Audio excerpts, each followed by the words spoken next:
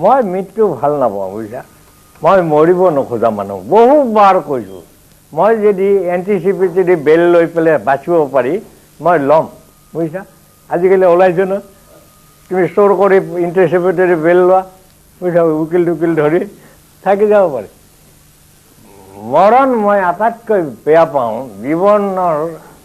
জীৱনটো মোৰ কাৰণে ধুনীয়া বুজিছা। মই জীৱন উপভোগ কৰিব খোজোঁ, হাঁহিব খোজোঁ, নাচিব খোজোঁ। শ্ৰীকৃষ্ণই গীতাত কৈছে যে তোমালোকে আনন্দ কৰা, সামবেদত থাকা। তোমালোক ঋগবেদত থাকিব নালাগে।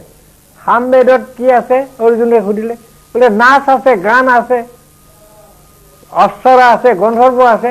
তুমি অৰ্জুন ইমান ধুনীয়া মানুহটো হয় ঋগবেদৰ কথা ভাবিছা কিয়? সেইবিলাক ঋষিমুনিয়ে ভাবিব হাবিৰ মাজত বুজিছা, আমি কিয় ভাবিম? শ্ৰীকৃষ্ণ সংস্কৃতি আনন্দ, জীৱন আনন্দৰ কাৰণে। জীৱন মানে যৌৱন, যৌৱন মানে আনন্দ। মই সেইকাৰণে বয়স কিমান হ'ল নহয়, বন্ধু কিমান হ'ল,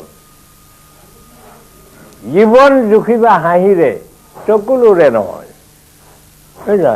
বয়স জুখিবা বন্ধুৰে বছৰৰে নহয়।